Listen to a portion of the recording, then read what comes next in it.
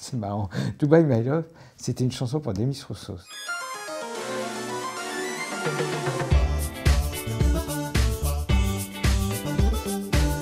On va donc dérouler une partie de votre discographie. C'est un petit peu compliqué de dénombrer les albums solo de Bertrand Burgalat. Oui, c'est variable parce qu'il y a les disques studio, il doit y en avoir 6 ou 7. Après, il y a les disques en concert, il y a les BO, Ouais. et puis il y a les disques que j'ai fait avec d'autres interprètes. Donc ça fait une discographie qui est un peu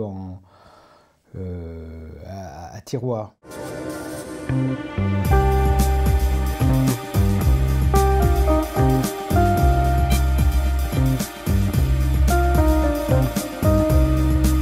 C'est un disque qui était prêt vers 95-96, il commençait vraiment à prendre forme. J'ai signé une licence avec Virgin et ça a mis énormément de temps à sortir. Il est sorti presque après la bataille alors qu'il était prêt un peu avant. La pochette, c'est une des rares pochettes où vous n'êtes pas en portrait, en gros plan. Elle a été prise où?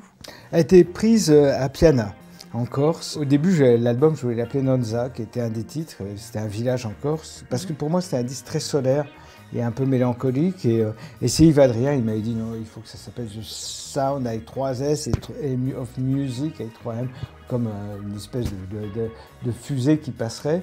Bon, et j'avais obéi. Je trouvais ça marrant, enfin, je trouvais ça intéressant d'écouter Yves. Et alors, ça n'a rien à voir avec la comédie musicale, The Sound of Music. Non, mais c'est marrant parce que cette intuition d'Yves, elle réverbérait des choses. En fait, la mélodie du bonheur, moi j'avais connu ça par Leiber, quand j'avais travaillé avec Leiber, parce que c'était un des films dans les pays de l'Est qui étaient les plus connus. Et le groupe, quand on tournait, tout ça, montait sur scène au son de Do Ré Mi. Ah oui. Et la salle était toujours dans le noir et il y avait la chanson de Do Ré Mi, et qui était très ambiguë parce que ça parlait quand même de l'occupation, de ces choses-là. Donc dans l'esprit de Leiber, c'était pas du tout innocent. Le clip de The Sound of Music, c'est un drôle d'objet visuel aussi. Oui, quand on faisait des clips, c'était des cartes, et ça reste toujours pour moi des cartes blanches qu'on donne à des personnes qu'on aime bien. Et j'aimais beaucoup Olivier Kunzel et Florence Degas. On a fait beaucoup de choses ensemble et finalement c'est le seul clip qu'ils ont fait comme ça pour moi. Je crois qu'ils étaient même allés à Rungis vraiment acheter des légumes pour bien les observer, les dessiner et après ils les ont animés et fait chanter. Birds sing, love's in the air. The swallows have landed. Portrait robot, publié en 2005. Ouais. Alors j'ai beaucoup hésité, on en parlait juste avant avec l'album suivant de 2007, Ouais. Chérie Bibi. Ouais. Et on a décidé qu'on parlerait des deux ensemble. Non, mais très bien. Oui, c'était une période vraiment compliquée, c'était toutes ces années 2000, et c'est pareil pour Chérie Bébé, parce que j'avais plus de studio. Je bricolais ça chez moi. Celui-là était le dernier que j'ai sorti chez Virgin, et vraiment il y avait aucun intérêt de leur part, quoi. C'était vraiment, mais je pense qu'il n'y en avait jamais eu en fait, donc c'était compliqué.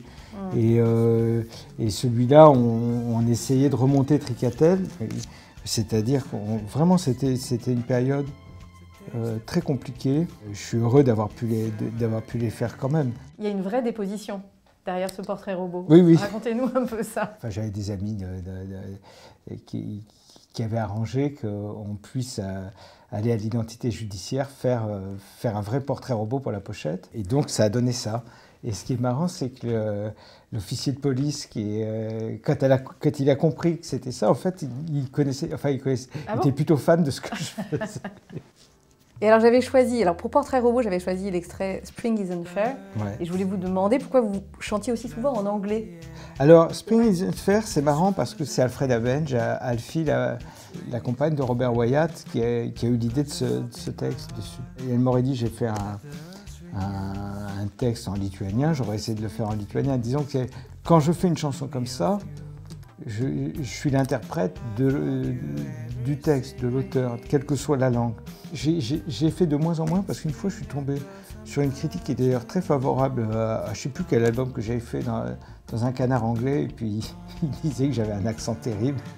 Donc j'ai eu l'impression que c'est comme si on vous dit que vous embrassez mal, quoi. On a un peu du mal après à s'y remettre, quoi. Je suis comme tous les autres, assassin et victime de l'underground usé. Ah ouais, ça vous perturbe? Le suivant. Le suivant, là la pochette c'est Jean-Pierre Muller. Toute direction, en 2012. Et Jean-Pierre Muller, c'est un artiste belge, vraiment formidable. À partir de cet album, en tout cas, jusque-là, c'était quand même... Les sortir étaient quand même hyper difficiles. Il y a plusieurs tubes. Ça, je ne me rends pas compte, parce que si Bardos Danse passait pas mal en radio. Danse, danse, danse, danse, danse. Si tu sais pas tenir debout, si tu sais pas tenir à lui, danse, danse, danse. T'as peur après coup, du coup du lapin dans le cou, de la vie qui te blesse après tout. Dubai My Love. Ouais, Dubai My Love, c'était une chanson pour Demis Roussos. Ah bon? C'était Marc Di Domenico, il produisait un disque en anglais de Demis Roussos, et il m'a dit je voudrais une chanson en français. Et j'en parle à Mathias de Bureau, qui était un des paroliers avec qui je travaillais, et Mathias, qui est brillant et tout ça, il dit mais... Il analyse un peu le truc, il dit mais il y a eu des chansons, il y a eu Montréal par Charlebois, il y a eu Toulouse, il n'y a pas eu de chansons sur Dubaï. Il avait vu que Demis, il tournait beaucoup dans ces pays-là, et donc il fait ce texte, mais qui est brillant parce qu'il est totalement à double sens. C'est-à-dire qu'il y a des flashs, il dit, comme il avait vu qu'il y a hélas énormément de morts sur les chantiers, etc. Il y a des phrases, moi, que je trouve magnifiques, comme « Des hommes tombent des nuages sous les yeux de femmes sans visage ». Je suis très heureux d'une chanson comme ça, parce que c'est une chanson qui parle du monde dans lequel on vit, y compris dans ce qu'il peut avoir d'épouvantable, mais qu'il fait d'une façon, je pense, qui est fine, et qui est pas... c'est pas un sermon, quoi. «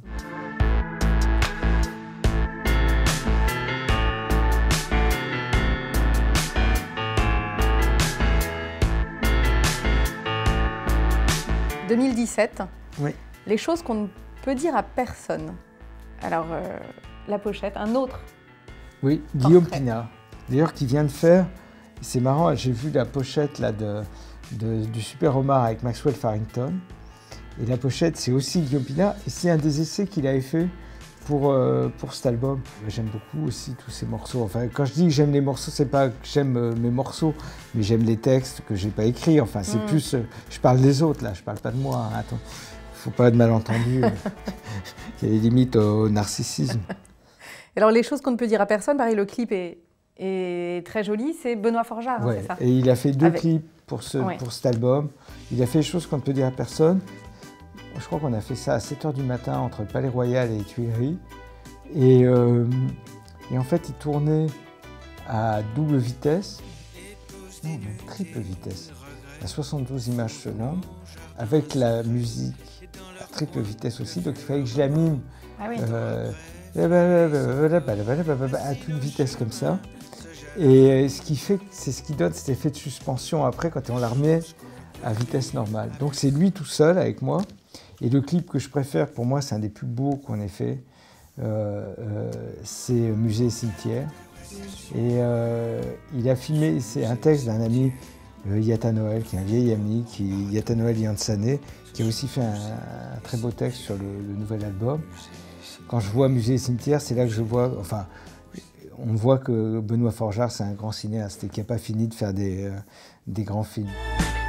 C'est l'été, saison des concupiscences. Le soleil te réchauffe l'essence. Dernier album. Alors le vinyle n'est pas encore arrivé. Eh oui. Donc on a la version Bonsaï. J'ai enregistré il y a 2 ans à peu près. J'ai fait une vingtaine de morceaux en Normandie chez Stéphane Lambroso. En fait, ça va assez vite en général. C'est-à-dire que les rythmiques, on les fait en 2-3 jours sur 20 morceaux, basse, guitare, batterie. Mais après, je mets beaucoup de temps par petites touches, à jouer les autres instruments moi-même. Après, j'écris les cordes, j'écris les cuivres. Je prends du temps, mais c'est plus pour enlever ce qui me paraît superflu. On a le sentiment qu'il y a quand même un single, L'homme idéal, qui a été remixé par Yuxek. Ouais. D'ailleurs, ça arrive souvent que vous fassiez remixer vos il fait des super mix, Yuxek. Quand je produis mes albums, j'aime bien qu'il y ait des choses en arrière-plan. Et donc, j'ai du mal après à m'en séparer, mais je suis ravi quand quelqu'un comme lui trie un peu là-dedans et lag pour faire des mix radio plus rentre-dedans. Et on garde en même temps la version album aussi. Mais il arrive à le faire avec élégance. L'homme idéal, c'est moi. Et Jacques a dit, ce serait toi.